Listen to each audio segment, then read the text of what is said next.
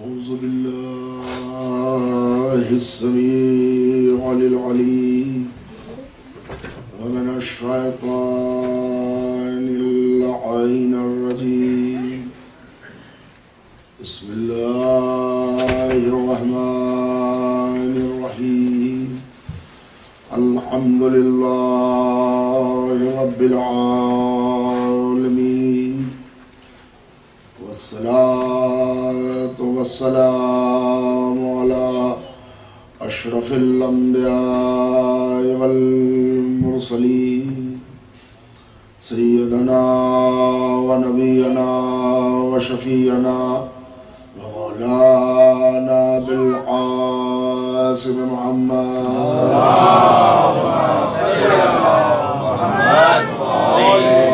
آله الطيبين الطاهرين المعصومين المظلومين ولعنة الله على أعدائهم وقتلتهم وغاصبي حقوقهم أجمعين من يومنا هذا إلى قيام يوم الدين.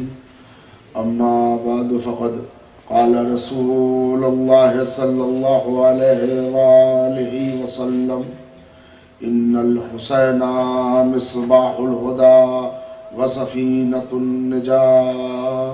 صلوات بھیج دے محمد. اللهم صل على محمد وعلى محمد.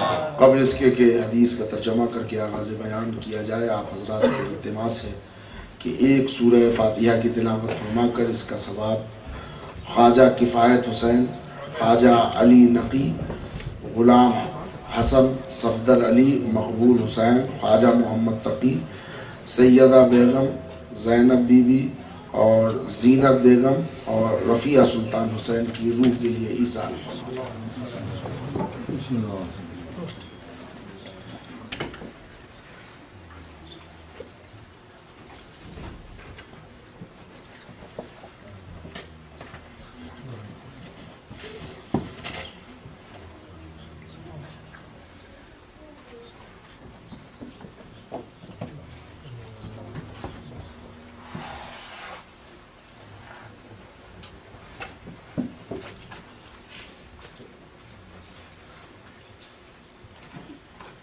عزیزان ایمان، معزز، قابل قدر اور لائق احترام میرے جانے پہچانے اور نہایت ہی مخصوص سامعین کرام، ان سے روزہ مجالس کے سلسلے کے لیے رسول مقبول کی ایک نہایت ہی مشہور ترین حدیث جو آپ سب کو زبانی یاد ہے، ان الحسین مصباح الہدی وسفینۃ النجات. فرمایا آقا نامدار نے کہ میرا حسین روشن چراغ ہدایت ہے اور کشتی نجات ہے.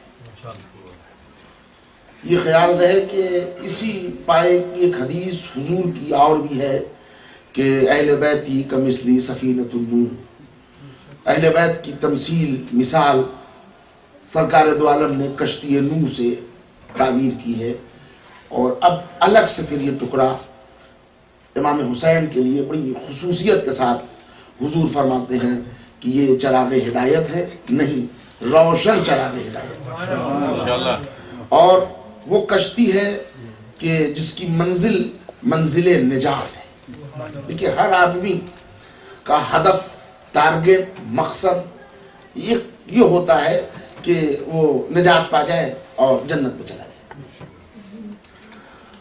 اور جنت ہر ایک کی تڑپ، ہر ایک کی تمنا، ہر ایک کی خواہش، سب کی تمام. اور میں سمجھتا ہوں کہ آپ حضرات جنت میں بیٹھ کے بھی جنت ہی کی تمنا کر رہے ہیں، اس لیے کہ انسان کے اندر ایک فطری طلب ہے کہ اس نے قرآن میں اور حدیث میں اور واقعات میں اور روایتوں میں جنت کی جتنی سہولتیں سنی ہے تو جی چاہتا ہے کہ وہ جنت میں جائے. جہنم کی جتنی زحمتیں، صعوبتیں، مصیبتیں، تکلیفیں اس نے سنی ہے تو جی نہیں چاہتا کہ وہ اور کچھ جنت اور جہنم کے تقسیم کے سلسلے میں کچھ کچے دماغ کے لوگ اور کم دماغ استعمال کرنے والے لوگ جو اپنی جسمانی طاقت استعمال کرتے ہیں، عقل کو بچا کے رکھتے ہیں، ایسے لوگ یہ کہتے ہیں کہ جنت میں اللہ جسے چاہے گا جنت دے گا، اللہ جسے چاہے گا جہنم دے گا۔ حالانکہ قبلہ و کعبہ بیٹھے ہیں اور آپ حضرات بھی بڑے ہی ذی شعور لوگ ہیں، یہ اگر اللہ ہی کو جنت دینا ہوتی اور اللہ ہی کو جہنم دینا ہوتی تو یہ دنیا میں ہم کو کیوں خلق کیا تھا؟ یہ سیدھے پیدا کر کے جنت میں پیدا کر دیتا۔ اس لیے کہ اس کا علم محیط نہیں ہے، اس کا علم لامحدود ہے، وہ خوب جانتا ہے کہ کون کتنی شرارت کرے گا دنیا میں۔ تو جو شرارت کرنے والے تھے، جو گناہگار تھے، خطاکار تھے، ان کو پیدا ہی کرتا جہنم میں، اس لیے کہ اس کا علم ہے۔ اور جو نکوکار ہیں، جو لائق انعام ہیں، ان کو خلق ہی کر دیتا جنت میں، بات ختم تھی۔ اگر خود ہی اس کو جنت اور جہنم بانٹنی ہے تو وہی خلق کرتا۔ میرے سرکار ایسا نہیں ہے۔ اللہ نے خلق کیا ہے جنت، یہ صحیح ہے، اللہ نے خلق کیا ہے جہنم، یہ صحیح ہے، مگر وہاں جانے کا اختیار اللہ نے اپنے پاس نہیں رکھ کے بندے کے حوالے کر دیا اور یہ بتا دیا کہ دیکھو یہ دو روٹ ہے، ایک جنت کو اور ایک جہنم کو، اور جنت کی راحتیں یہ ہیں اور جہنم کی تکلیفیں یہ ہیں، دونوں بتا دیا، اور دونوں کے جانے کا طریقہ بتا دیا کہ یہ اور یہ اور یہ کرو گے تو تم جنت میں جاؤ گے، اور یہ اور یہ اور یہ اس سے بچو گے۔ تو ایک لفظوں میں اس کو سمیٹ دیجئے کہ اگر نیکی کرو گے، واجبات پر عمل کرو گے تو جنت میں جاؤ گے، برائی کرو گے اور حرام کو اپناؤ گے تو جہنم جاؤ گے۔ تو اب ذرا بتائیے کہ اب اللہ بیچ میں کہاں سے آ گیا؟ اس نے تو جنت اور جہنم خلق کر کے دو اختیار ہمیں دے دیے۔ اب وہ کہہ لیں مولوی صاحب کیسی باتیں کر رہے ہیں، جب خود ہی آپشن چوائس خود ہی کرنا ہے کہ ہم جنت میں جائیں کہ جہنم میں جائیں، تو کون بیوقوف ہے کہ جو جہنم میں جائے گا ہر جنت میں جانا چاہے گا؟ میں آپ کی خدمت میں بتا دوں کہ جنت میں تو جانا دور کی بات، جہنم میں بھی شوق سے اپنے پاؤں چل کے لوگ جائیں گے۔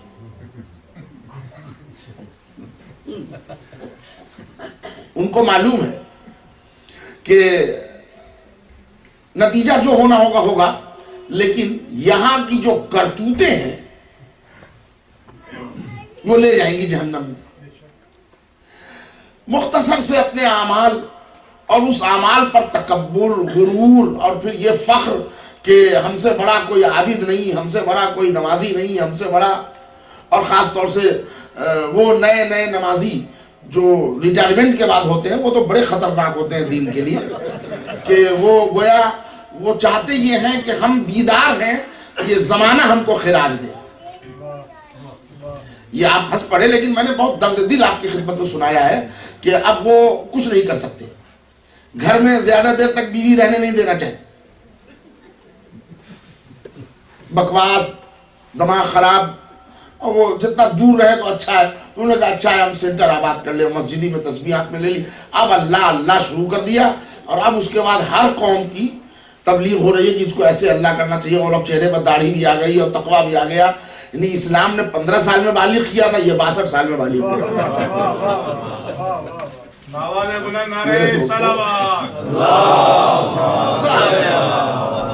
تصور کیجئے، جنت اللہ نے خلق کیا، جہنم اللہ نے خلق کیا، اختیار ہمیں دے دیا کہ جی چاہے جنت میں چلے جاؤ، جی چاہے جہنم میں آ جاؤ، یہ کر کے آؤ گے تو سیدھے جہنم میں جاؤ گے، اور یہ کر کے آؤ گے تو تمہارا راستہ جنت ہے۔ اور ان دونوں کے لیے جو نیکیاں اور برائیاں اور اس کو ایمان، عقیدہ اور عمل، یہ ثابت کر کے پورے طور پر اللہ نے راہ ہموار کر دی، اور اب بندے کو اختیار دے دیا، خود مختاری دے دی کہ بندہ چاہے تو جنت جائے، چاہے تو جہنم جائے۔ یہ اپنے اعمال سے فرار کا ایک ذریعہ ہے کہ بندہ کہتا ہے کہ اللہ جسے چاہے گا جنت دے گا، اللہ جسے چاہے گا جہنم دے گا۔ جی نہیں، اللہ نے ہمارے ہی لیے خلق کیا ہے اور ہمیں بتا بھی دیا ہے، ورنہ اللہ جنتی میں خلق کرتا، اللہ جہنمی میں خلق کرتا، مگر وہ جانتا ہے کہ یہ بندہ دنیا میں اگر ہم اپنے علم کی بنیاد پر اس کو جنت اور جہنم میں خلق کر دیتے تو یہ کٹ حجتی کرتا کہ تو نے مجھ سے ٹرائی کر لیا تھا کہ ہم نمازیں نہ پڑھتے، ہم تو ایسی پڑھتے کہ تو بھی دیکھتا، تو اللہ نے کہا تو بھی دیکھ ہی لو۔ اسی امتحان کا نام ہے خلق الموت والحیات لیبلوکم ایکم احسن عملا۔ اب یہاں پر وہ جملہ دیکھیے قرآن مجید سے کنیکٹ ہو رہا ہے کہ اللہ نے موت اور حیات کو خلق ہی اس لیے کیا کہ تم میں یہ آزمائے کہ احسن عمل کرنے والا، نیک عمل کرنے والا کون ہے۔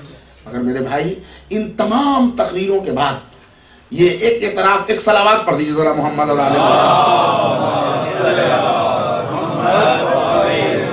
وہ 3 دن کی مجلسوں کی ایک پورا خاکہ آپ کو سنا دوں تاکہ گفتگو کل اور پرسوں جو مکمل ہوگی وہ اسی زاویے سے ہوگی کہ ہم ہمیشہ جب بھی دین کی بات آتی ہے تو اپنے سے دوسرے کو پست سمجھتے ہیں، چاہے عبادت کا معاملہ ہو چاہے ایمان کا معاملہ ہو۔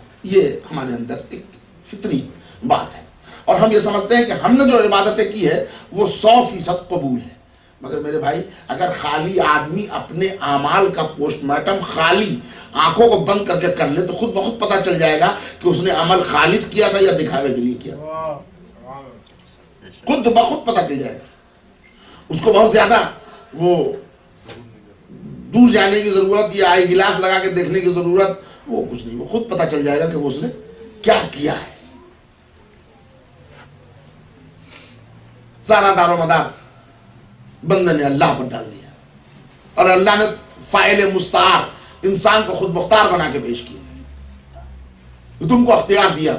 اچھا اب ہدایت کے واسطے نبوت، رسالت، امامت، خلافت، ولایت، اللہ نے ہدایت کے واسطے رسول بھیجے، اللہ نے ہدایت کے واسطے نبی اتارے، اللہ نے ہدایت کے واسطے امام منتخب کیا، اللہ نے ہدایت کے واسطے خلیفہ عطا کیا، اللہ نے ہدایت کے واسطے ولیوں کو بھیجا، یہ سب سلسلہ پورا لگا دیا۔ اس کے بعد بھی انسان اگر بے راہ روی کا شکار کر کے جہنم کو کلیجے سے لگا لے تو یہ انسان کی بدنصیبی ہے، اللہ کی عدالت پر کوئی حرف نہیں۔ مگر اب اس کے باوجود میرے سرکار ہمارے اعمال میں وہ پیوریٹی نہیں ہے، وہ خلوص جو ہونا چاہیے ہے وہ نہیں ہے۔ جیسے مثلا کہ نماز پنجگانہ ہم پر واجب کی گئی ہے، یہ 2-3 منٹ دیجئے پھر میں بالکل موضوعی سے متصل ہوں، یعنی ایسا نہیں کہ موضوع سے الگ ہٹ کے پڑھنا ہمارا ایسے بھی مزاج نہیں ہے، مگر گفتگو یہ ہے کہ نماز پنجگانہ جو 5 نمازیں واجب ہیں، اور مجھے یاد ہے جہاں تک کہ 4 یا 5 سال پہلے میں ادارے میں آیا تھا تو میں نے ایک نقطہ پڑھا تھا، مجھے یاد ہے کہ امام حسین علیہ السلام جب پشتے رسالت پہ تھے تو میں نے ایک نقطہ لگایا تھا، اس میں مجھے نقطہ یاد آ گیا ابھی کہ جب رسول کے سامنے امام حسین کے سامنے رسول کی مقبول نماز نہ اٹھی تو دنیا کی فضول نماز کہاں سے اٹھے۔ ایک صاحب مرد مومن چلے آئے ہمارے پاس، وہ دفتر آفس میں جہاں ہم بیٹھتے ہیں، بعد میں وہ کہنے لگے مولانا آپ نے ہماری نماز کو مقبول کے مقابلے میں فضول کہہ دیا۔ میں نے کہا ہم سے ہماری گفتگو کا مراد دشمن اہل بیت تھے، آپ خامخواہ سمجھ گئے اپنے کو، ہم نے آپ کو اچھا جب ہمارے اتنے کلیئر کرنے کے بعد بھی وہ ہمارے 1-2 بزرگ دوست ابھی ہیں، بھی اللہ ان کو شفا دے، ابھی بیمار چل رہے ہیں، تو انہوں نے کہا کہ نہیں مولانا آپ اس وقت عقب نشینی تلاش رہے ہیں، دائیں بائیں دیکھ رہے ہیں، آپ لوگوں نے پڑھا ہے، ہماری لیے پڑھا ہے فضول نمازیں۔ تو ہمارا دماغ خراب ہو گیا، ممبر سے اترنے کے بعد ذرا گرمی ہوتی ہے اور تھوڑا بلڈ پریشر بڑھ جاتا ہے، تو میں نے وہیں پر وہ جہاں پہ بیٹھا تھا سرانے قرآن مجید کی ایک کاپی رکھی تھی، میں نے اٹھا کے ٹیبل پر رکھ دیا۔ میں نے کہا میں نے تو حقیقی طور پر یہ کہا تھا کہ دشمن اہل بیت کی نمازیں فضول ہوتی ہیں، مگر اب آپ جب کہہ رہے ہیں تو اس قرآن پہ ہاتھ رکھ کے بتائیے کہ کوئی 2 رکعت نماز آپ کو یاد ہے جس میں دنیا یاد نہ آئی ہو۔ حضرات میری بات آپ کو ناگوار تو نہیں گزری؟ میں بالکل ذمہ داری سے کہہ رہا ہوں کہ ہماری 2 رکعت ایسی خالص نماز کہ جس میں دنیا کے کوئی خیالات نہ آئے ہوں، بہت ہی ناممکن۔ اب پورے اعمال کو پھیلانے کی کوئی ضرورت نہیں ہے میرے سرکار۔ جب 2 رکعت نماز اللہ نے خلوص کی حالت میں مانگی ہے اور ہم نے دی تو اس میں یاد دنیا کے ساتھ دی، اس پر ہم جنت کی آس لگائے بیٹھے۔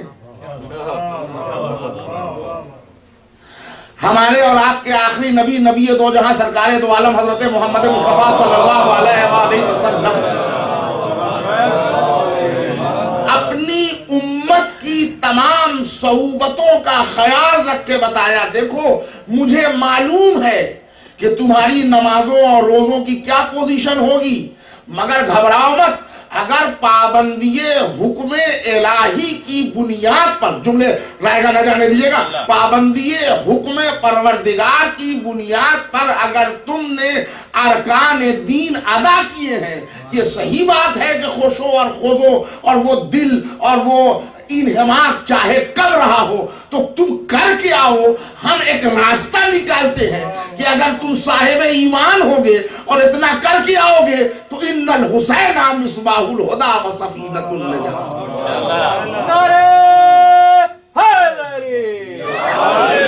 تمہارے لیے ہم ایک نجات کی کشتی بتائے دے رہے ہیں، اور یہ وہ کشتی ہے کہ اگر اس کے ذریعے آئے تو یہ نجات دلوا ہی دے گا۔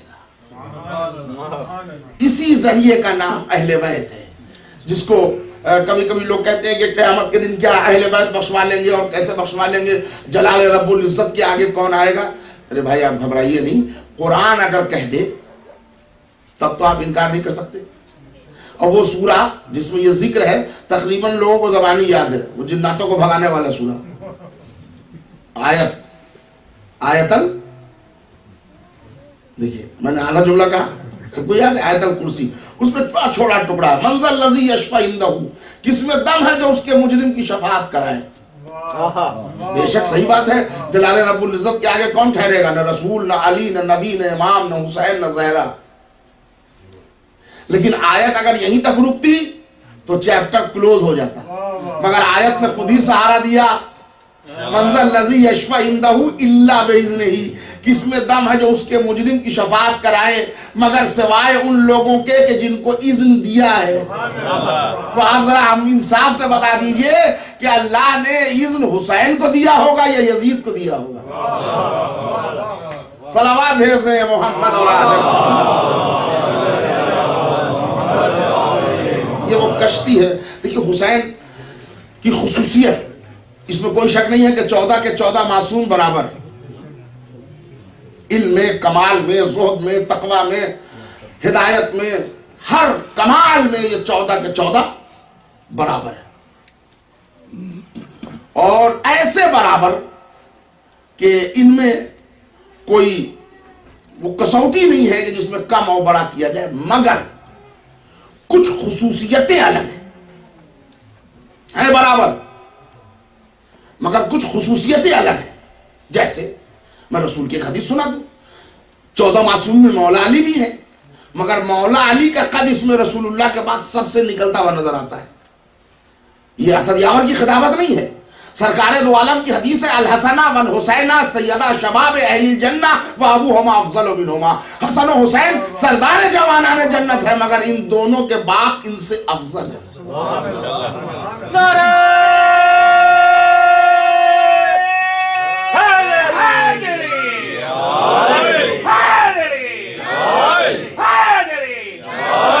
برابر کے معنی اب برابر کے درجے ہیں۔ یہاں بیٹھے ہیں مجلس میں، یہاں شہزادی کونین بیٹھی ہیں، اب دیکھیے یہاں رسول اللہ بیٹھے، اب مطلب یہاں بیٹھنے کا بیٹھے ہیں برابر میں، مگر وہ درجہ برابری نہیں ہے، اس لیے کہ وہ عصمت مطلقہ کے حامل ہیں، ہم خطاکار ہیں، ہم گنہگار ہیں۔ تو میں آپ حضرات کی خدمت میں امام حسین کی خصوصیت بتانا چاہ رہا ہوں، مگر مجھے یہاں پر ایک شعر یاد آ گیا اس برابر پر، اور اس میں چونکہ ہم لوگوں کی بھی فضیلت ہے اور خاص طور سے آپ کی زیادہ ہماری کم، مگر ہے فضیلت ملی ہوئی، کہ دنیا میں نہیں کوئی 72 کے برابر۔ حضرات ذرا شعر ضائع نہ کیجئے، تو دنیا میں نہیں کوئی 72 کے برابر ہیں، چھوٹے بڑے اور برابر کے برابر۔ دنیا میں نہیں کوئی 72 کے برابر ہیں، چھوٹے بڑے اور برابر کے برابر، اور لاشوں پر کھڑے ہو کے بھی کچھ عقل کے دشمن قد اپنا سمجھنے لگے حیدر کے برابر۔ لاشوں پر کھڑے ہو کے بھی کچھ عقل کے دشمن قد اپنا سمجھنے لگے حیدر کے برابر، اور اسلام کا قد پوچھنے والوں کو بتا دو بس پرچم عباس دلاور کے برابر، بس پرچم عباس دلاور کے برابر۔ اور یہ جس کے لیے میں نے یہ شعر سنایا کہ دنیا میں نہیں کوئی 72 کے برابر ہے، چھوٹے بڑے اور برابر کے برابر، اسلام کا قد پوچھنے والوں کو بتا دو بس پرچم عباس دلاور کے برابر، لاشوں پر کھڑے ہو کے بھی کچھ عقل کے دشمن قد اپنا سمجھنے لگے حیدر کے برابر، اور یہ ذرہ نوازی تو سرے فرش عزا دیکھ ہم لوگ بھی بیٹھے ہیں پیغمبر کے برابر۔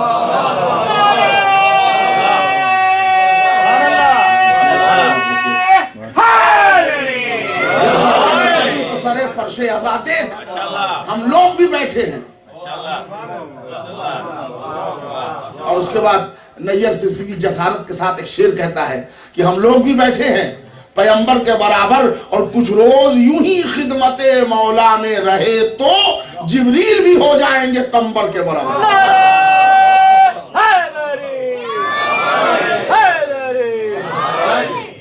اب خصوصیت امام حسین بالکل سامنے کی چیز آپ کو لا کے میں منزل امام حسین کی خصوصیت آپ کو سمجھا کے گفتگو مکمل کروں گا۔ جیسے 1,24,000 انبیاء و مرسلین اور خصوصی جو عصمت کبریٰ پر فائز یہ 14 معصومین، میں پوری ذمہ داری سے ایک مسئلہ بیان کر رہا ہوں، اور پوری ذمہ داری سے آپ کسی عالم سے پوچھ لیں، جناب سے پوچھ لیں، بالکل یہی جواب آئے گا جو میں آپ کو سمجھا رہا ہوں۔ کسی معصوم کے قبر کی مٹی کا کھانا جائز نہیں ہے، چاہے آپ نجف اشرف جائیں، مٹی لائیں آپ قبر میں لے جائیں اور تحفے میں رکھیں، وہ سب ٹھیک ہے۔ تربت رسول لائیں، وہ تو لا نہیں سکتے، وہ تو ہاتھ نہیں ٹچ کرنے دیا جاتا، مگر ایک بات کہہ رہا ہوں، یا آپ جنت البقیع کی مٹی لے آئیں، یا کسی معصوم چوتھے امام، 5ویں، 6ٹھے، 7ویں، 8ویں کسی معصوم کے قبر کی مٹی تربت کو آپ لیں، بطور تبرک رکھیں، ثواب ہے، سب کچھ ہے، ساری فضیلتیں اپنی جگہ، مگر آپ اس کو کھا نہیں سکتے۔ مگر علماء کا متفق علیہ فتویٰ ہے کہ کسی معصوم کے قبر کی مٹی کھانا جائز نہیں ہے، مگر الا قبر حسین کے جو بطور شفا کھائی جائے۔ خصوصیت آپ تک پہنچی؟ اب ایک چیز اللہ نے ایک خصوصیت الگ دے دی حسین، کسی قبر کی تربت کھا نہیں سکتے، بطور شفا حسین کے قبر کی مٹی آپ چاٹ سکتے ہیں، کھا سکتے ہیں، جو یہ اجازت ہے، ایک خصوصیت حسین کو الگ سے دے دی۔ اچھا، اللہ نے بھی خاص ایک خیال رکھا، ذرا دیکھیے آپ، امام حسین 3 شعبان کو دنیا میں تشریف لائے اور 10ویں محرم کو آپ کی شہادت ہوئی۔ پتہ نہیں آپ نے اس پر غور کیا ہے کہ نہیں کیا ہے، اللہ نے اہتمام ولادت و شہادت امام حسین سال کے 12 مہینے پر آپ طاہرانہ نظر ڈالیے، اور پھر اپنے مولا حسین کی خصوصیت پر نظر ڈال کے اپنے ایمان کی جلا کو اور بڑھائیے۔ سال میں 12 مہینے، محرم سے لے کر محرم ذی الحج تک، ہر 12 مہینے میں کوئی نہ کوئی معصوم کی ولادت ہے، کسی نہ کسی معصوم کی شہادت ہے، مگر جس مہینے میں حسین کی ولادت ہے اس مہینے میں کسی معصوم کی شہادت نہیں ہے۔ نہیں حضرات، ذرا ذہن دورہ لیجیے، جنتری کیلنڈر پنچانگ ہے آپ کے پاس، شعبان میں امام حسین کی ولادت ہے، اس میں کسی معصوم کی شہادت نہیں ہے۔ پھر بڑے اطمینان سے سمجھ لیجئے کہ محرم الحرام میں حسین کی شہادت ہے، اس میں کسی معصوم کی ولادت نہیں ہے۔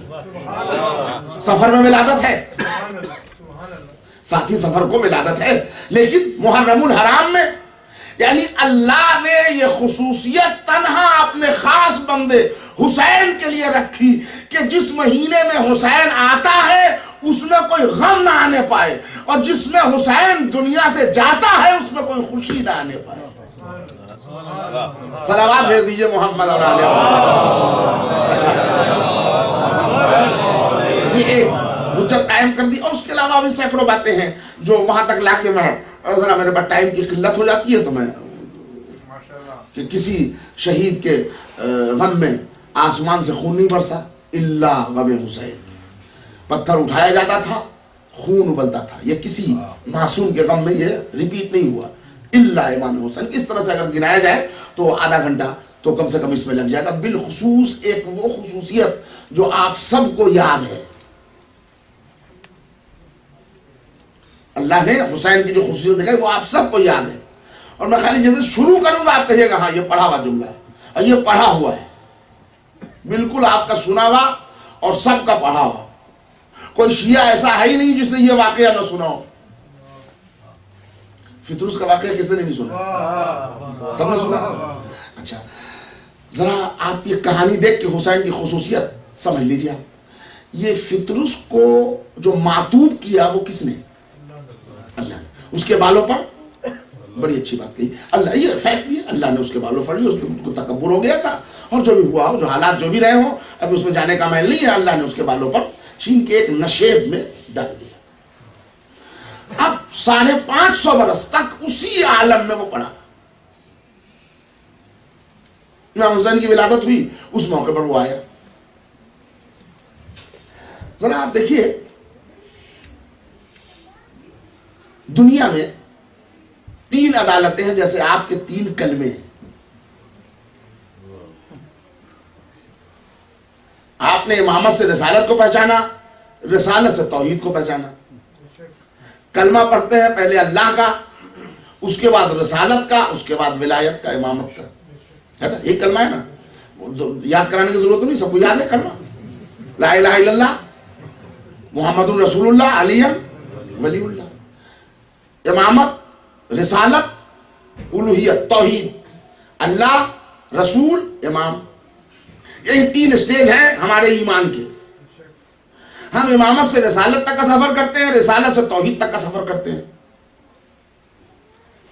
دنیا میں 3 عدالت ہے. ایک جو ڈسٹرکٹ ٹاؤن میں ہوتی ہے, اب میں دیسی آدمی ہوں اپنے حساب سے سمجھاؤں گا, اب یہاں میں وہ کاؤنٹی کہاں کہوں ڈسٹرکٹ کو, وہ آپ سمجھ لیجیے گا.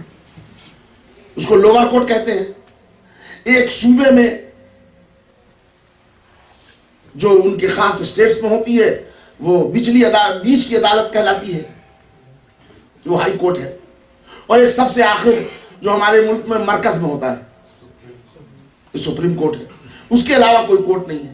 ایک آدمی کو 5 مہینے کی سزا لوور کورٹ سے مل گئی. اس کے لیے 2 آپشن ہو جاتے ہیں. تھوڑا سا قانون میں جانتا ہوں اس لیے میں آپ کو بتا رہا ہوں. اس کے لیے 2 آپشن آ جاتے ہیں, یا وہ جیل جائے یا وہ اپیل میں جائے. اس نے کہا نہیں ہم جیل نہیں جائیں گے, ابھی خواہش نہیں ہے, تو اپیل دائر کی اس نے ہائی کورٹ میں. اپیل ایکسپٹ ہو گئی, ہیئرنگ شروع ہوئی کیس کی, اور اس کے بعد ہائی کورٹ کے جسٹس نے بھی وہ 5 مہینے کی سزا برقرار رکھ دی. اب پھر 2 آپشن آ گئے, یا جیل سدھارے یا اپیل میں جائے سپریم کورٹ. تو اس نے کہا نہیں ہم اپیل کریں گے. وہ چلا گیا سپریم کورٹ, اس نے اپیل کر دی. اپیل ایکسپٹ ہو گئی, سپریم کورٹ کے جج نے 5 مہینے کی سزا برقرار رکھ دی. اب آپشن بند. کیوں؟ اس لیے کہ عدالت بند. کچھ البتہ سینسیٹیو کیسز ایسے ہیں کہ جس میں عدالت کا دروازہ تو بند ہو جاتا ہے. عدالت کا دروازہ تو, اس طرح اونچی آواز میں صلوات پڑھ دیجیے محمد.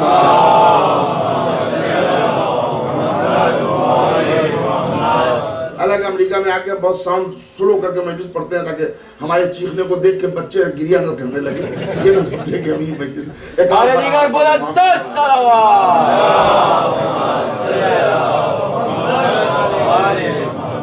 تو عزیزو, ایک آدمی ہے جس کو 5 مہینے کی سزا لوور کورٹ سے ہوئی, ہائی کورٹ میں گیا, اپیل ہوئی, اس نے بھی 5 مہینے کی سزا برقرار رکھ دی. سپریم کورٹ گیا, اس نے وہاں اپیل کی اور اس نے بھی 5 مہینے کی سزا برقرار رکھ دی. اب عدلیہ بند, عدالت کا دروازہ ختم. اب اس کے بعد کوئی آپشن نہیں ہے, کوئی راستہ نہیں ہے. البتہ کچھ امپورٹنٹ یا سینسیٹیو کیسز میں عدالت کا دروازہ تو بند ہو جاتا ہے, مگر جو ملک کا صدر ہوتا ہے وہاں ایک اپیل ہوتی ہے، مگر وہ خالی اپیل نہیں کہلاتی. خالی اپیل قانونی زبان کی غلطی ہے، وہ کہلاتی ہے مرسی اپیل. یہ مرسی اس لیے کہلائی کہ جو صدر ہیں یہ جج نہیں ہیں، ان کے رحم و کرم پر ہے، چاہے آزاد کر دیں، یعنی اگر یہ پھانسی دے دیں، ہینگ کی ڈیتھ کی سزا سنا دے تو تم پھر اس کے خلاف نہیں بول سکتے، اس لیے کہ انہوں نے ججمنٹ نہیں دیا ہے، انہوں نے اپنا اختیاری پاور استعمال کیا ہے، اسی لیے وہ اپیل نہیں کہلاتی، مرسی اپیل کہلاتی ہے. اچھا، آپ نے کبھی دنیا کا ایسا بدبخت بھی دیکھا ہے کہ جس کو سپریم کورٹ سے سزا مل گئی ہو اور اس نے لوور کورٹ میں اپیل کیا ہو؟ کیوں ہنسے آپ؟ اس لیے ہنسے کہ آپ کو قانون اتنا معلوم ہے کہ سوال یہ ہے کہ لوور کورٹ میں اپیل ایکسپٹ ہی نہیں ہوگی. پہلے ہی رجسٹرار کہہ دے گا کہ تو دیوانہ کہاں یہاں چلا آیا. بڑی عدالت کو یہاں چیلنج نہیں کرتے، یہاں کی باتیں وہاں جاتی ہیں، وہاں کی کیسز یہاں نہیں ریفر ہوتے. اب میرے سرکار، آپ کو اپنے مولا حسین کی خصوصیت کا کچھ اندازہ ہوا؟ میں نے کوٹ کچہری عدالت آپ کو نہیں سنائی. فطرس کے بالوں پر نہ امامت نے لیے نہ رسالت نے لیے، فطرس کے بالوں پر اللہ نے لیے، اور اللہ کی عدالت کے بعد اب سلسلہ ختم. توحید کے بعد اب کوئی بڑا نہیں ہے، یہ وہ اللہ ہے جو اللہ اکبر ہے. اب اس کے بعد کوئی بڑے کا تصور نہیں ہے. پھر بالوں پر حسین سے اللہ نے کیوں دلوائے؟ پوری دنیا کو خصوصیت حسین اللہ نے بتایا کہ زمانہ دیکھ لے، توحید پر فیصلہ تمام تو ہوگا مگر مرسی اپیل کے کھلے دروازے کا دوسرا نام حسین. صلوات بھیج دے محمد اور آل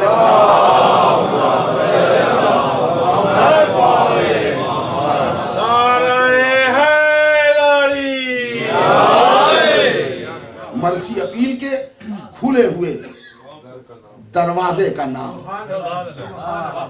بالکل بڑی آسانی سے بات آپ کے ذہن تک پہنچ گئی نا.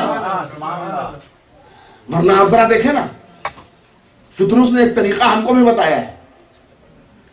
یہ میرا عقیدہ ہی نہیں، بہت صحیح بات بھی ہے کہ وہ اگر رسول کی پیروی لگا لیتا جب بھی بالوں پر مل جاتے، شہزادی کونین کی پیروی لگا لیتا، مولا علی کی سفارش لے لیتا،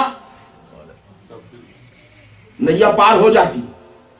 مگر مکے میں رحمت کی گھٹا چھائی، رسول امین آئے مگر فطرس نہیں آیا. کعبے کی دیوار مسکرائی، امیر المومنین آئے مگر فطرس نہیں آیا. کونین کی شہزادی دنیا میں آ گئی مگر فطرس نہیں آیا. صلح کا سرکار دنیا میں آ گیا مگر فطرس نہیں آیا. ادھر کشتی نجات دنیا میں آیا، فطرس آ گیا. میں نے کہا فطرس تو نے رسول سے بالوں پر کیوں نہیں مانگے، اتنا ٹائم کیوں برباد کیا؟ آواز نہیں، میں تجھے سلیقہ سفارش بتا رہا ہوں. پیروی ایسی کی پکڑی جاتی ہے جس کے رد ہونے کے امکان نہ ہو. اس میں اکیلا پیارا حسین ہے جو حسن کا بھی پیارا ہے، زہرا کا بھی پیارا ہے، علی کا بھی پیارا ہے، محمد کا بھی پیارا ہے، الہی ناز پروردہ بھی ہے. صلوات بھیج دیں.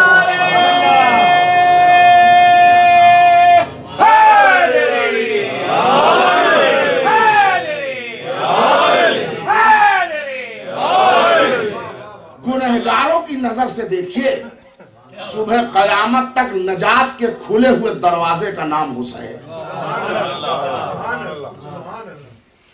اب میں حسین کی خصوصیت، اس لیے کل کی مجلس میں امام حسین علیہ السلام کی کربلا کے میدان کی حکمت، یہ ایک زاویے سے آپ کو سنانے کی جسارت کی جائے گی، کوشش کی جائے گی. آج تو گفتگو یہ ہے کہ یہ اس میں کوئی شک نہیں کہ 14 معصومین پرتو پروردگار ہیں، الہی شان کے نمونے ہیں. کمالات پروردگار کے اظہار کا نام 14 معصومین ہے، اس لیے کہ اظہار کمال الہی بندہ درک نہیں کر سکتا، بندہ وہاں تک نہیں پہنچ سکتا. اللہ رازق ہے، آپ کو کیسے معلوم؟ اللہ رحیم ہے، کوئی ثبوت ہے آپ کے پاس؟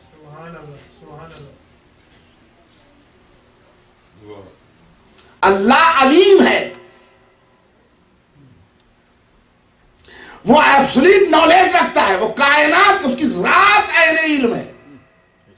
کوئی تجربہ، کوئی پریکٹیکل، کوئی تمثیل، کوئی مثال نہیں ہے.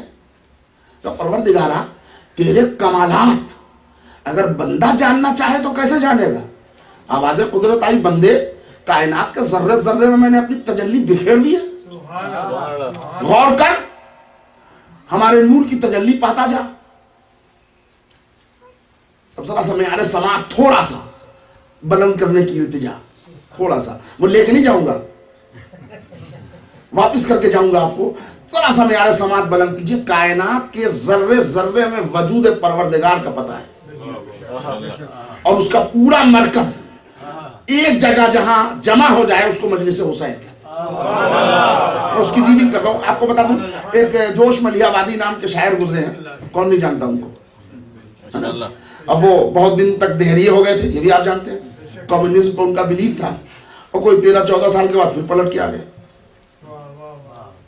تو ان کا انٹرویو ہوا، ان سے لوگوں نے پوچھا یہ کیا بات ہے.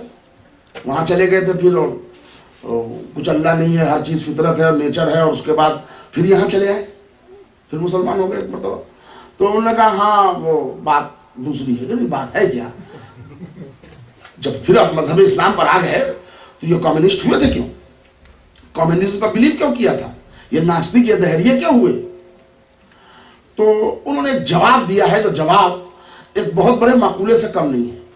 جوش نے جواب دیا کہ ہاں بس چھوڑ دو، جانے دو، ہم نے مذہب چھوڑی تھی، آزاداری نہیں چھوڑی تھی. لیکن یہ وہی مرکز ہے تجلی الہی کا پتہ.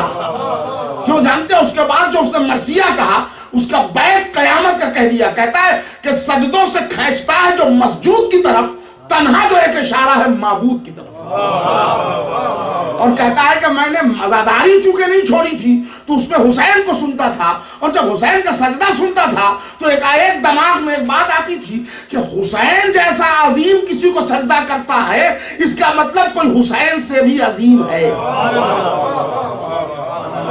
تو کہتا ہے کہ سجدوں سے کھینچتا ہے جو مسجود کی طرف، تنہا جو ایک اشارہ ہے معبود کی طرف. تو کائنات کے ہر ذرے میں تجلی پروردگار. آپ دیکھ لیں، سمندر کی لہروں میں تجلی پروردگار، سورج کی کرن میں تجلی پروردگار، چاند کی خنکی میں تجلی پروردگار، ستاروں کے ٹمٹماہٹ میں تجلی پروردگار، پھولوں کی کلیوں میں، کلیوں کی چٹخ میں اللہ کے وجود کا پتہ.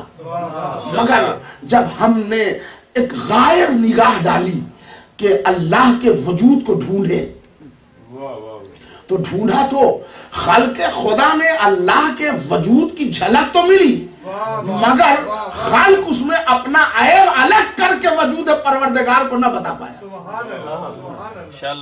ذرا بات بھاری ہو گئی، آسان کر دوں.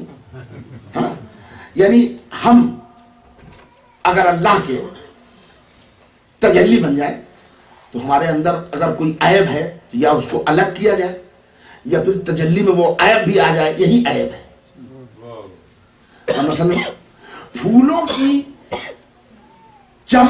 کی کلیوں میں اور پھولوں کے گلشن میں چٹکتی ہوئی کلیوں کو دیکھ کے ہم نے پروردگار کی قدرت کا اندازہ تو لگایا، مگر اس میں پورے طور پر اللہ کا نور کامل نظر نہیں آیا، اس لیے کہ تھوڑے ہی دن کے بعد ان پھولوں نے مرجھانا شروع کر دیا. تو جو مرجھا جائے وہ عیب ہے، اور جو عیب ہے وہ اللہ نہیں ہے. اب تو میری بات پہنچ گئی. ذرا صاحب خاموشی توڑ لیجئے گا، اس لیے کہ میں نے پہلے ہی کہہ دیا کہ ذرا معیار سماعت کو تھوڑا سا بلند کرنا ہے. سورج کی کرن میں تجلی پروردگار تو ہم نے دیکھی، مگر سورج نے اللہ کے وجود کا پتہ تو دیا، مگر غروب ہو جانے والی غیر الہی خصلتوں کے ساتھ.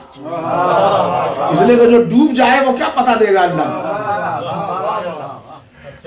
چاند میں ہم نے اللہ کے کمالات تو دیکھے، مگر ہر چند اس کے جسم کے دھبے نے ہمارا دل چھوٹا کیا کہ وہ اللہ کے وجود کا پتہ تو دے رہا ہے مگر اپنا دھبا بھی دکھا رہا ہے. ہم نے سمندر کی لہروں میں وجود پروردگار کو تو ڈھونڈا، مگر ہر چند اس میں اٹھنے والے تغیرات کے ساتھ جو اتنا جلدی جلدی نقشے بدل دے. پروردگارہ تیرے وجود کی تجلی اور تیرے نور کا جلوہ تو کائنات کے ذرے ذرے میں ملا، مگر خلق اس کو اپنے عیب سے بچا نہ پایا۔ پروردگارا جی چاہتا ہے کہ تیرے کمال کو کامل دیکھوں، میرے سرکار ذرا توجہ دیجئے، جی چاہتا ہے تیرے کمالات کو کامل دیکھوں، تو کیا کچھ ذات تو نے ایسی بھی بنائی ہے کہ جو تو اس میں اتنا کامل نظر آ کہ اس میں بندے کا عیب نظر نہ آئے؟ آواز قدرت آئی، بندے گھبرا مت، اگر ہمارے کمالات دیکھنے ہیں تو عرش اعظم پر آ کر ہم سے مصافحے کی ضرورت نہیں ہے، ہم نے چند شخصیتیں ایسی دنیا میں بھیجی ہیں۔ بات پہنچ گئی؟ ہم نے چند ایسی شخصیتیں اس دنیا میں بھیجی ہے کہ جس میں ہمارا کمال اتنا ہوگا کہ وہ خود ذات فنا ناشنا ہو جائیں گی، اس ذات میں کوئی فنا نہیں ہے، یعنی اتنا کامل ہوگا کہ ہاتھ تو اس کے جسم میں ہوں گے مگر وہ اس کے ہاتھ نہیں ہوں گے، ید اللہ بن جائیں گے، آنکھیں اس کے کاسہ سر میں ہوں گی مگر اتنا کامل ہوگی وجود پروردگار سے کہ وہ عین اللہ کہلائیں گی، زبان اس کے دان میں ہوگی مگر اتنا کامل ہوگی کہ لسان اللہ کہلائیں گی۔ اب ذرا رسالت سے لے کے 12ویں امام تک ایک جملہ سن لیجئے، اس کے بعد بات کو آگے بڑھا دوں، اس لئے کہ مولا علی کی فضیلت تو آپ جانتے ہی ہیں کہ یہ تنہا وہ ذات ہے کہ جس پر ہر اینگل سے اللہ ایسا فٹ ہوتا ہے،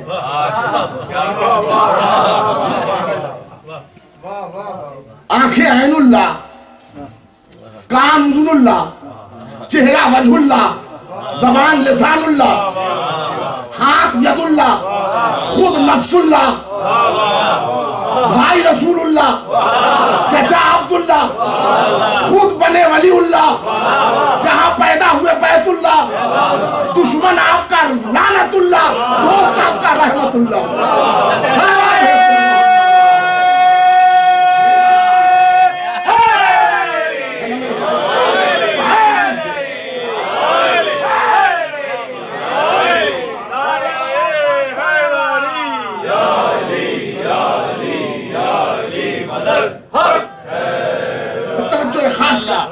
طالب ہوئی اس منزل پر پروردگار عالم کچھ شخصیتیں تو نے بنائی ہیں کہ جس میں تیری تجلی اتنا کامل ہو کہ اس میں خلق کا عیب نہ ہو۔ کہا ہاں میں نے کچھ شخصیتیں ایسی بھیجی ہیں کہ تو اگر میرے رحمت کا نمونہ دیکھنا چاہ تو میں نے ایک رحمت کا پیکر اتارا ہے، اور اتنا کامل ہے کہ فرق نہیں پڑتا کہ وہ مکے میں ہو کہ مدینے میں ہو کہ قبر میں ہو کہ باہر ہو، اس کی رحمت سب پہ برابر۔ ہم نے اپنے علم کا شاہکار جسے بنا کے بھیجا ہے، جسے شجاعت کا پیکر بنا کے بھیجا ہے، تو اس کے قریب آ تو ایسا لگے گا کہ اس کے اندر فنا نام کی کوئی چیز نہیں ہے، سارا کمال اس منزل پر ہے کہ اس کی شان کو دیکھ کر کچھ بندے کو اتنا دھوکہ ہو جائے وہ اپنا عقیدہ گنوا بیٹھے۔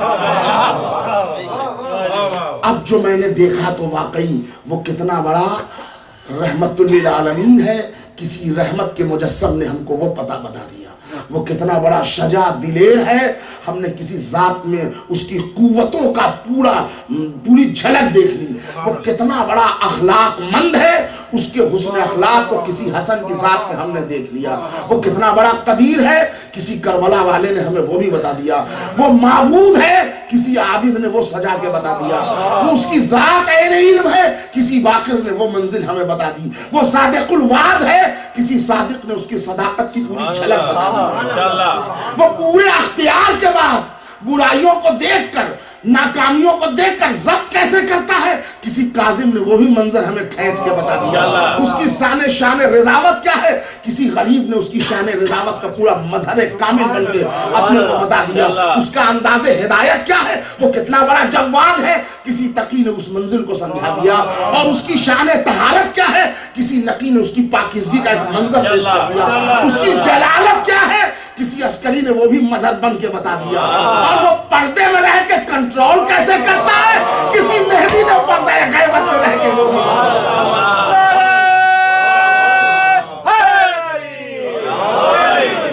جی چاہتا ہے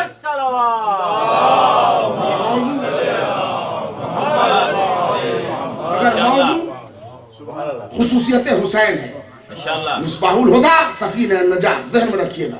अब मंजिल वहां तक आती है कि परवरदिगारा तेरे कमालात तो हमने देख लिए कि तू कितना बड़ा रहमतुल आलमीन है, हमने किसी जात में तेरे रहमत की झलक देख ली, तेरी शान शजात और तेरी अंदाज कुव्वत को भी हमने किसी जात में देख लिया, तेरा हिल्म हमने किसी हसन में देख लिया, तू कितना बड़ा साबिर है मैंने देख लिया, तू कितना बड़ा माबूद है किसी इबादत में, किसी आबिद ने हमको वो भी बता दिया, तेरे जवाद होने का पता, तेरी शान बेनियाजी, तेरी शान समदियत, ये सब का पता हमें चल गया। और तू गायब में रह के हिदायत कैसे करता है किसी गायब में बैठे हुए ने वो भी बता दिया। मगर इन तमाम मराकिज की भीड़ में परवरदिगारा जो तेरी सबसे बड़ी खुसूसियत है वो ये है कि वह हुवा अला कुल्ले शैइन कदीर, तू हर शय पर कुदरत रखता है। परवरदिगारा हाथों को जोड़ के एक सवाल है इस बंदे का, परवरदिगारा तूने अपने सारे कमालात तो इन जातों में दिखाए मगर तू हर शय पर कुदरत रखता है, तेरी शान कुदरत का भी कोई मजहर है? परवरदिगारा तेरी शान माबूदियत हमने आबिद में देख लिया, तेरी शान सदाकत हमने सादिक में देख लिया, मगर तू कदीर है, कादिर है, हर शय पर कुदरत रखता है। वह वाला कुल्ले शहीन कदीर का तू मिसदाक है, तो तेरी कुदरत का भी कोई नमूना तूने उतारा है। कहां आ बंदे, अगर तू मेरी कुदरत का परतव देखना चाहता है, अगर तू मेरी कुदरत का मजहर देखना चाहता है तो एक जात मैंने मराकिज की भीड़ में एक जात ऐसी भेजी है जिसमें अपने पूरे कुदरत कामला को सिमो दिया है। परवरदिगारा जल्दी घबराहट हो रही है, जल्दी उस जात का नाम बता दे जिसमें तूने अपनी पूरी कुदरत उतार दी है। फरमाया बंदे, उसी बंदे का नाम हुसैन है। अब जरा गुफ्तगू सुनिएगा मेरे भाई, बड़ी अलामती गुफ्तगू शुरू हो गई, मसाइब की मंजिल अभी बहुत दूर है। मैंने कहा परवरदिगारा फिर से एक मर्तबा दोहरा दे, तेरी कुदरत का कामिल मजहर हुसैन? फरमाया हाँ बंदे हुसैन। आवाज आई कि झिझक क्यों गया मेरे बंदे हुसैन का नाम सुन के? कहा परवरदिगारा करबला का तन्हा हुसैन? कहा वो जो सदाए अलतश बुलंद कर रहा है वो हुसैन? कहा वो जो हलमिन की सदाए बुलंद कर रहा है वो हुसैन? कहा जो भूखा है, जो प्यासा है, जो सिपाहो लश्कर नहीं रखता? हाँ वही हुसैन। कहा मगर बंदे तू चौंका क्यों? कहा परवरदिगारा तू कह रहा है कि मेरी कुदरत का मजहर हुसैन है और आलम यह है कि लश्कर सिपाह नहीं, आबोदाना नहीं, चटियल मैदान में खड़ा हलमिन नासरीन की सदाए बुलंद कर रहा है। अब पलट के आवाज आई, मेरे सरकार से तवज्जो दीजिएगा, बड़ी मेहनत से जुमला आपके हवाले करना चाहूँ। अब पलट के आवाज कुदरत आई, बंदे तू जिन जिन चीजों के न होने का जिक्र मेरे हुसैन में कर रहा है इनका कोई ताल्लुक हमारी कुदरत से नहीं है, इनका ताल्लुक कुव्वत से है। ये कब मैंने कहा कि हुसैन मेरी कुव्वत का मजहर है? आबोदाना जिस्मानी ताकत के लिए कुव्वत है, सिपाहो लश्कर ताकत है। सिपाहो लश्कर होंगे ताकत रहेगी, दस्तो बाजू नहीं रहेंगे ताकत नहीं रहेगी। सुन मेरे बंदे, कुव्वत हमेशा वसाइल की मोहताज होती है। नहीं मैं शायद समझा नहीं, जहां बंदा मोहताज हो जाए वो कुव्वत है और जहां पूरी कायनात से बेनियाजी हो जाए वो कुदरत है। और जुमले समझ तू, जहां किसी शय की परवाह हो उसे कहते हैं कुव्वत और जहां कोई परवाह न हो उसे कहते हैं कुदरत। अब भी कुदरत और कुव्वत का फर्क वाज़ेह न हुआ तो एक और आसान जुमला सुनिए, हो सकता है इसमें वाज़ेह हो जाएगा। कुदरत और कुव्वत में फर्क यह है मेरे भाई कि कुदरत की तारीफ यह है कि जो कोई न करे वो कुदरत करे, और कुव्वत की तारीफ यह है कि जिसके पास ताकत है वो आजमा ले। अब भी फर्क वाज़ेह न हुआ, जरा ऊंची आवाज में सलावत पढ़ दीजिए।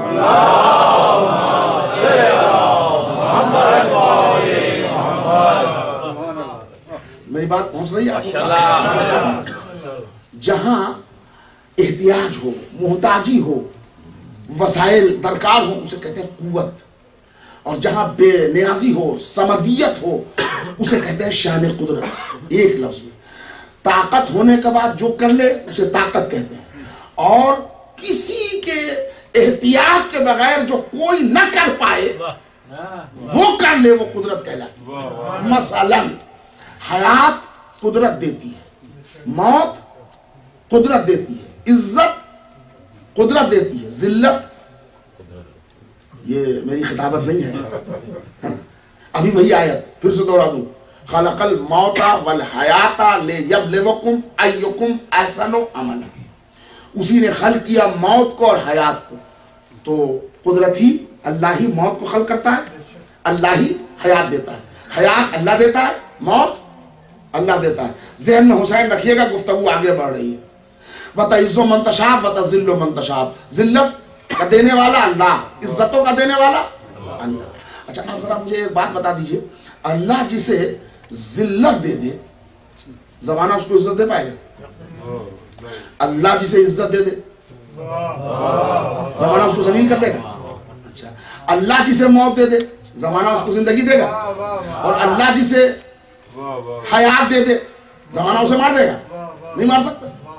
اچھا میرے عزیزوں، میرے بزرگوں اور میرے بھائیوں اور محترم میرے بڑے ہی مانوس سامعین، آپ کی سماعتوں پر بھروسہ کر کے اب وہ جو جملہ آپ کی پاکیزہ سماعتوں کے سپرد کرنا چاہ رہا ہوں وہ یہ ہے کہ آپ یہ چار فرق سمجھ گئے نا۔ قدرت عزت دیتی ہے، قدرت ذلت دیتی ہے، قدرت موت دیتی ہے، قدرت حیات دیتی ہے۔ اب میں نے آپ سے کیا کہا کہ حسین قدرت پروردگار کا مظہر ہے۔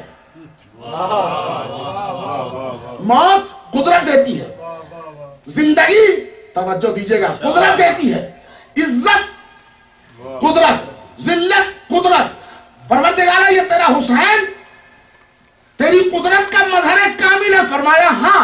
کہ مولا آپ حسین قدرت پروردگار کے مظہر ہے؟ فرمایا ہاں۔ تجھے شک ہے؟ دیکھ قدرت موت دیتی ہے، آ کربلا میں موت بانٹ رہا ہوں۔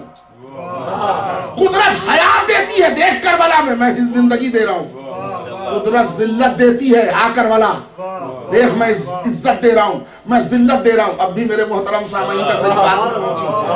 اب ذرا دیکھیے آپ، حسین نے کہا آج میں جس 72 کو زندگی دے دوں زمانہ اسے موت نہ دے گا، اور جس یزید کے مقدر میں ہلاکت لکھ دوں، بنی امیہ کی نسلیں مٹ جائیں، یزید کو پھر زندہ پاؤں پر کھڑا نہ کر پائیں گے۔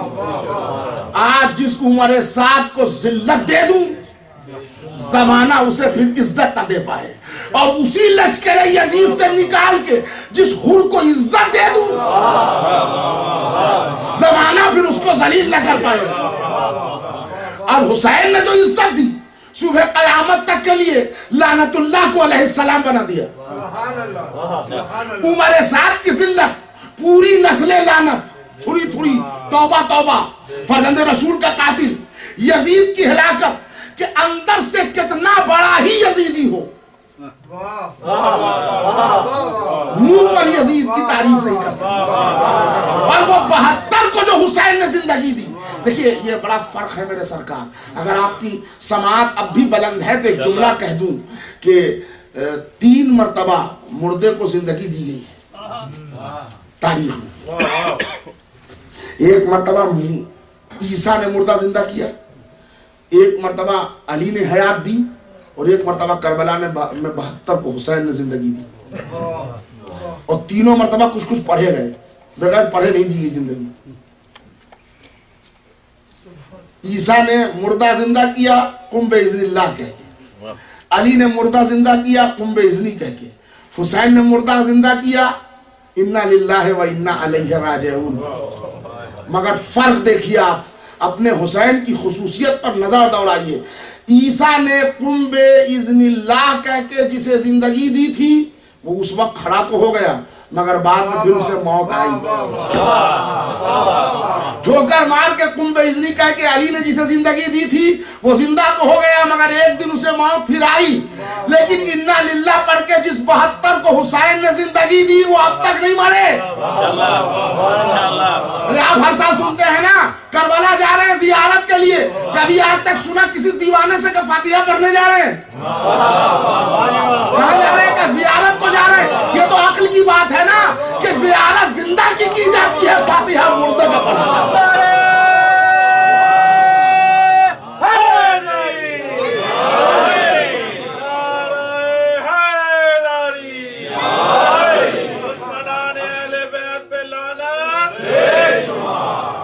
تھوڑی سی زحمت بھی ہوگی کہ مومنین دروازے کے پاس قریب ہو کے بیٹھ رہے ہیں. ماشاءاللہ. اگر تھوڑا 2 انچ، میں حالانکہ جگہ سے کھسکانے کا عادی نہیں ہوں، آپ حضرات میرے مزاج سے واقف ہیں، مگر اب مجبوری ہو گئی اور مجلس اب بس 10 منٹ ہی ہے، اس لیے کہ وہ 5 منٹ ایسے بھی اپنے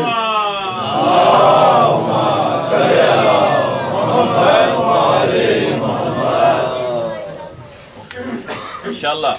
میں سرکار آج کی گفتگو تو بہت سے لوگ بعد میں آئے تو ان کو شروع کا تھیم اب پھر سے دہرانا میرے لیے ذرا بس میں نہیں ہے، اور پھر خالی پڑھنے کا نظرانہ ملتا ہے، دہرانے کا نہیں ملتا، تو اب میں کہاں سے دہرا سکتا. سلامات پڑھ دے محمد. خیر آپ حضرات انوار صاحب کی طرف مڑ کے نہ دیکھیں، میں مزاح المومنین کے تحت یہ میرا جملہ ہے، ورنہ آپ ان کی طرف مڑ کے نہ دیکھیں، اس لیے کہ جانا انہی کے ساتھ ہے، روٹی انہی کی چل رہی ہے.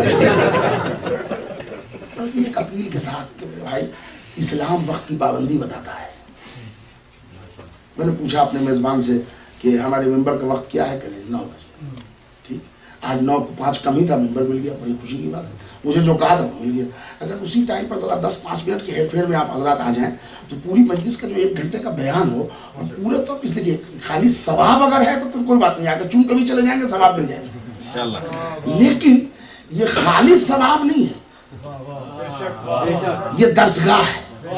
اور اس کا وعدہ ابھی لے لوں آپ سے، آپ سب اپنے اپنے کلیجے پر ہاتھ رکھ کے آپ کو خون حسین کی قسم دے کے پوچھ رہا ہوں، آج کی تاریخ تک اسلامی جتنے بھی معلومات آپ کے پاس ہیں وہ سچ بتائیے گا. مولا حسین کی قسم کھا کے آپ کو پوچھ رہا ہوں کہ آپ کو کتابیں پڑھ کے زیادہ ہے یا مجلس حسین سن کے؟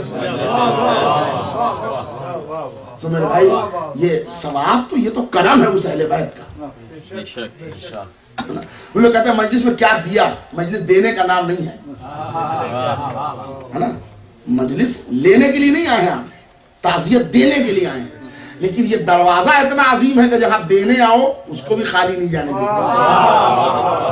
تو میں ذرا امام حسین علیہ السلام کی ایک حکمت عملی کربلا کے عنوان سے کل پڑھوں گا، اور اس میں یہ چاہوں گا کہ قرآن مجید کی جیسے آیت آئی تھی ویسے آپ نہ آئیں، جیسے مباہلہ میں رسول آئے تھے ویسے آ جائیں ایک ساتھ. تو اس سے کیا ہوگا کہ مجھے بھی پڑھنے میں بات کو وہاں تک میں پہنچا دوں گا، اور منزل ہماری یہاں پر تمام ہوتی ہے کہ پروردگارہ یہ تیرا حسین قدرت کامل کا مظہر ہے. فرمایا ہاں، اس لیے کہ یہی حسین کربلا کا تنہا حسین، اس کا فیصلہ مقدر کا فیصلہ بن گیا. ایک جملہ آخری سنیے اور اس کے بعد ربط مسائل دے دوں. اس کا فیصلہ قدرت کا فیصلہ بن گیا. اب بھی نہ سمجھے آپ، پوری دنیا کی طاقت یزید کو خلیفہ مان چکی. پورا جزیرہ نما عرب یزید کو جانشین محمد مان چکا الا حسین. اور ایک پورے بڑے میدان میں حسین نے سب کو جمع کر کے کہا تمہارا خلیفہ کون؟ کہا یزید. حسین نے کہا میں قلم پھیرتا ہوں، میں نے مسترد کیا. اب ذرا قدرت حسین کی قوت دیکھیے، آج تک 61 سے حسین نے جس یزید پر قلم پھیر دیا بنو امیہ کی نسلیں مٹ گئی، یزید کو رضی اللہ نہ دکھا سکے. اس سے پہلے کی پوری تاریخ ہے، جو آ رہا ہے وہ رضی اللہ. لیکن اس کے بعد پورا کائک پلٹ دیا حسین نے. کبھی سنگل سے آپ نے سوچا ہے کربلا کے بعد جتنے آئے ہیں وہ رحمت اللہ بنے ہیں، رضی اللہ نہیں بنے. یہ رضی اللہ کے تیز دھاڑے پر حسین کا ایک پہاڑ تھا کربلا میں. اب اس کے بعد یزید کو رضی اللہ کی بات کہہ رہے ہیں. اگر اس کو کوئی لعنت اللہ نہ کہے تو اس کے امتیاز ایمان و عمل میں فرق پیدا ہوتا ہے کہ ایمان و کفر میں کہ پتہ نہیں یہ یزید کے سلسلے سے محبت کیوں رکھتا ہے. تو جو نسل یزید کا بھی ہے وہ بڑی طولانی فہرست میں خلافت کی بنا لے، اس میں یزید کا نام نہیں لاتا. کیوں؟ یہ فیصلہ حسین کا تھا. اس لیے کہ حسین نے کہا میرے پاس قدرت ہے، میں نے جسے مسترد کر دیا تو کر دیا، اب زمانہ اسے گلے نہیں لگا سکتا.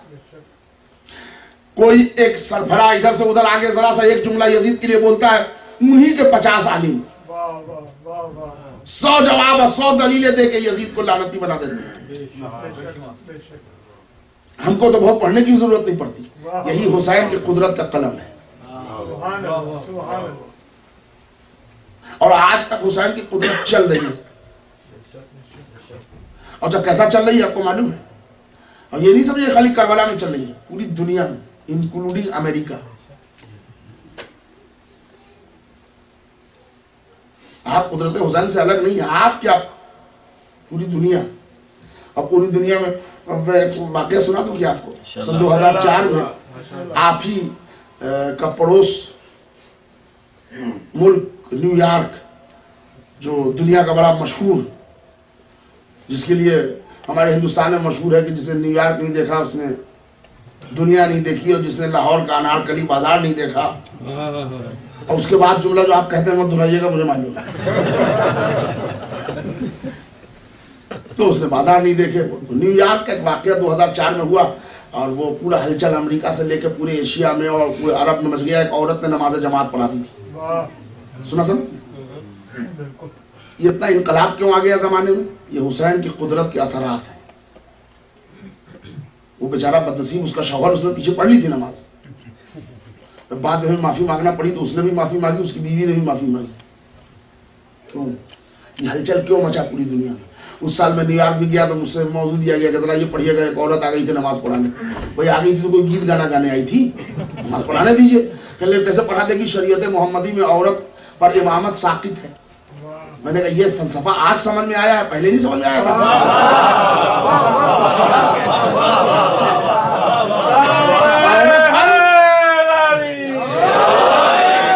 औरत पर इमामत साकित है तो औरत पर जिहाद भी तो साकित है। हुसैन ने बताया, देख अब अपनी कुदरत के असर वो देख रहा हूं कि जो अम्मा को मैदान जिहाद में आने पर राजी हो, वो आपा को इमामत में आता नहीं देख सकती। सलावत भेज दे मोहम्मद और आले मोहम्मद।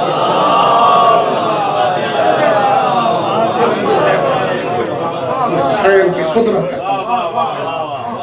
क्या क्या वो कारनामे हुसैन के हैं, वो गुफ्तगू वहां में पूरी खुसूसियत से ये 3 मजलिसें इमाम हुसैन के नाम।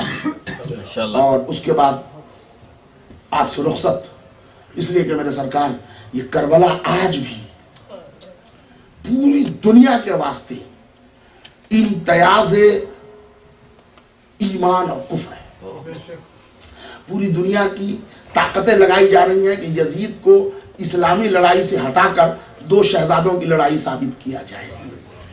मुअर्रिखीन बिके, मुफस्सरीन बिके, मगर हक्कानियत का सौदा आज तक नहीं हो सका। क्यों? इसलिए कि खाली हुसैन करबला फतह कर लेते तो मुमकिन है कि एक दिन फातिहीन की तरह हुसैन भुला दिए जाते, लेकिन हुसैन ने चूंकि करबला में कुर्बानी दी और हुसैन ने करबला में मसाइब उठाए, हुसैन ने करबला में मुसीबतें उठाई, हुसैन ही ने नहीं उठाई, हुसैन का पूरा घराना। अब जिसकी मुसीबतें बयान होती हैं तो दिल बेकरार हो जाता है, और जब बेकरार होता है तो आंसू निकल आते हैं, और यही आंसू दिल को पाकीज़ा बना के हुसैन को दिल में जगह बिठा लेता है। बस यही कहानी है और कुछ नहीं। इसलिए कि हमारे अहले बैत पर जितनी मुसीबतें उठाई गई ये उसके सजावार नहीं थे। जनाब सकीना की शहादत के उन्वान से ये सिलसिला है। आप 2 टुकड़े पहले सुन लें कि उसी बच्ची की मुसीबत आज भी और कल भी, और मैं एक टुकड़ा आपको बताऊं मुसीबत का, और एक जुमला शहजादी के लिए और मजलिस तमाम। और वो क्या है कि जब इमाम हुसैन रुखसत आखिर को आए तो सबसे रुखसत हुए जनाब ज़ैनब से, उम्मे कुलसूम से, और एक एक बीवियों से, और वो सकीना, उनसे जो पूरी तफसीली रुखसती है इमाम हुसैन की। और ये तो आप खूब जानते हैं कि औलाद में बाप को बेटी से जितनी मोहब्बत होती है और बेटी को बाप से जितनी उसियत होती है, इसकी मिसाल दुनिया में नहीं है। जानते हैं, अल्लाह ने आप हजरात को भी बेटी दी होगी, अल्लाह ने मुझे भी बेटी दी है। बेटी बाप के सवारी की आवाज पहचानती है, बेटी बाप के कदम की उठान को पहचान लेती है। अंधेरे में भी आओ तो घर के कोई लोग पहचाने न पहचाने कौन आया, बेटी पहचान लेती। یہ آپ آزما لیجئے گا، اس لیے کہ اللہ نے بیٹی اور باپ کے اندر وہ محبت رکھی ہے، یہ پتہ نہیں حسین اور سکینہ کا صدقہ ہے۔ اب اس کے بعد حسین یہ منزل ذہن میں رکھیے، اور آئیے آپ کو میں کربلا کی مصیبت سناؤں۔ حسین سب سے رخصت ہو لیے، اب اس کے بعد حسین کہتے ہیں زینب ذرا اس خیمے تک چلیے جس میں سید سجاد۔ اب اندازہ لگائیے کہ جسے نہ دوا ملی ہو نہ غذا، تیز بخار، عالم غش میں میرا چوتھا امام۔ زینب آئی، حسین آئے، آواز دی بیٹا سید سجاد تمہارے بابا آئے ہیں، آنکھیں بند ہیں، عالم غش میں میرا چوتھا امام۔ پھر ایک مرتبہ آواز دی بیٹا سید سجاد، شانہ ہلایا زینب نے، بیٹا تمہارے بابا کھڑے ہیں۔ آنکھوں کو کھولا، پھپھی اماں میں جاگ رہا ہوں۔ کہا بیٹا سرحانے بابا کھڑے ہیں۔ اب جو چہرے کو گھما کے دیکھا تو شہزادے علی اصغر کا جو چہرے حسین پر خون تھا نا، اس نے پورا داستان کربلا سید سجاد کو بتا دیا۔ باپ کے پریشان حال صورت کو دیکھ ایک مرتبہ گھبرا کے کہا اینا اینا حبیب ابن مظاہر، بابا حبیب ابن مظاہر کیا ہوئے؟ کہا بیٹا وہ تو قتل کر دیا۔ تو کہا اینا اینا اخی علی الاکبر، میرا بھائی علی اکبر کیا ہوا؟ کہا بیٹا وہ بھی قتل کر دیے گئے۔ تو جب مصیبت ہم پر اور آپ پر زیادہ پڑتی ہے تو عباس کا نام نکلتا ہے نا۔ آخر میں میرے چوتھے امام نے کہا اینا اینا امی ابی الفضل العباس، فرمایا بیٹا اب چچا بھی دنیا میں نہیں رہی، یا تو زندہ ہے یا میں۔ مقتل کا فکرہ ہے کہ بیمار کربلا نے دونوں طرف سے بستر کو سمیٹ کے پکڑا اور جی چاہا کہ اٹھ کے بیٹھوں مگر بیٹھا نہ گیا، گر گئے۔ آواز دی پھوپھی اماں ذرا سہارا دیجئے، تو زینب نے سہارا دیا، تب جا کے سید سجاد بیٹھے۔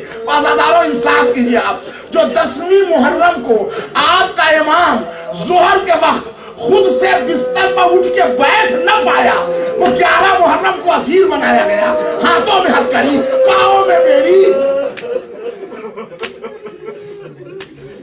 یہ ہے کربلا کی مصیبت۔ اچھا حسین رخصت ہوئے، خدا حافظ کہا، بیٹی نے ایک مرتبہ دامن پکڑا، کہا بابا آپ جا رہے ہیں؟ حسین نے کہا بیٹی یہی جدائی علامت امتحان ہے، سکینہ آپ صبر کیجئے گا۔ اور یہ کہہ کے حسین چلے گئے۔ حسین تو گئے لیکن ایک مرتبہ بچی نے جو 4 برس کی تھی اس نے کہا بابا موقع مل گیا تو جلد چلے آ۔ بس اب اس کے بعد ہر تھوڑی دیر پر سکینہ کہہ رہی ہے شام ہو رہی ہے میرا بابا نہیں آیا، شام ہو رہی ہے میرا بابا نہیں آیا، شام ہو رہی ہے میرا بابا نہیں آیا۔ میں نے آپ سے جملہ کہا تھا نا کہ بیٹی باپ کے سواری کی آواز پہچانتی ہے۔ ایک مرتبہ گھوڑے کے ٹاپوں کی آواز آئی، بچی سمجھ گئی میرا بابا آیا ہے، گھوڑا باہر آ کے ہرن آیا۔ اب جو بچی نے خیمے کا پردہ ہٹایا تو کیا دیکھا، باغیں کٹی ہوئی ہیں، زین ڈھلا ہوا ہے، ماتھے ذوالجناح پر حسین کا خون۔ بچی بے تحاشا خیمے سے نکل گئی، گھوڑے کے گلے میں ہاتھ کو ڈال کے پوچھا اے میرے بابا کے سواری کے گھوڑے، تیرے ماتھے کی خون سے یہ تو پتا چل گیا کہ میں یتیم ہو گئی، تیرے ماتھے کے خون سے یہ تو پتا چل گیا کہ میں یتیم ہو گئی۔ میں تجھ سے یہ نہیں پوچھوں گی، بس ایک جملہ، مجلس تمام، 30 سیکنڈ مجلس ہے، گفتگو تمام، رو کے آواز بلند زہرا کو پرسا دیجئے۔ اے میرے بابا کے سواری کے گھوڑے ذوالجناح، میں تجھ سے یہ نہیں پوچھوں گی میرے بابا کو کس نے ذبح کیا، میرے بابا کو کتنے ضرب مارے گئے، میرے بابا کو کہاں پہ زخمی کیا گیا۔ میں تجھ سے یہ نہیں پوچھوں گی میرے بابا کا سر تن کس نے جدا کیا۔ میں تجھ سے ایک سوال کروں گی، اے بابا کے گھوڑے اتنا بتا دے، جب بابا کو ذبح کیا گیا تو پانی پلایا گیا کہ نہیں؟ گھوڑے نے منہ ہلا دیا۔ اب بچی نے فریاد کیا اے نانا رسول اللہ، آپ کی شریعت میں جانور کو بھی پانی پلا کے ذبح کرنے کا حکم ہے، آپ کا نواسا پیاسا ذبح۔ وَسَيَعْلَمُ الَّذِينَ ظَلَمُوا أَيَّ مُنقَلَبٍ يَنقَلِبُونَ إِنَّا لِلَّهِ وَإِنَّا إِلَيْهِ رَاجِعُونَ رَضًا بَقَضَائِهِ وَتَسْلِيمًا بِأَمْرِهِ۔ الہی تیری عظمت و جلالت کا واسطہ ہے جو ہم میں پریشان ہے، ان کی پریشانی کو دور فرما۔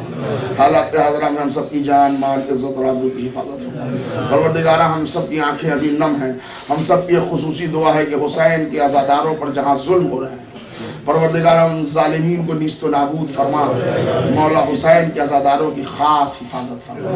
پروردگارہ جب تک زندہ رکھ محبت اہل بیت پر، دنیا سے اٹھا تو محبت اہل بیت۔ بار الہا تجھ سے التماس خصوصی ہے کہ ہماری ملت کے ہر فرد کو مذہبی عبادت گزار اور نماز گزار اور حسین کا عزادار بنا۔ وارث کربلا منتقم خون حسین حضرت ولی عصر امام زمانہ کے ظہور میں تاجیل عطا فرما، ہم سب کو امام کے اعوان اور انصار میں شمار کر۔ ربنا تقبل منا انکا انت السمیع العلیم۔